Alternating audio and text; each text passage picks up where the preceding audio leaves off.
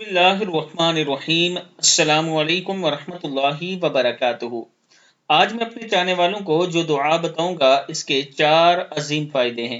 हज़रत अली रज़ी अल्लाह तआला अन्हु फरमाते हैं कि हुज़ूर अक़दस सल्लल्लाहु अलैहि वआलिहि वसल्लम ने फरमाया, जो शख्स रोज़ाना 100 मरतबा ये दुआ ला ला इलाहा इल्लल्लाहुल मालिकुल हक़्क़ुल मुबीन, ला इलाहा इल्लल्लाहु मालिकुल हक़्क़ुल मुबीन पढ़े तो ये कलमात इसके लिए फ़िक्र फाका से हिफाजत का ज़रिया होंगे, कब्र की वहशत और तन्हाई में इसकी मदद फरमाएंगे, यानी तन्हाई में और कब्र की वहशत में उनसियत का बाइस होंगे। और इन कलमात की बरकत से अल्लाह ताला इसको रिज़्क अता फरमाएगा और दुनिया के सामने इसको इज्जत देगा। अल्लाह ताला हम सबको इस पर अमल करने की तौफीक अता फरमाए।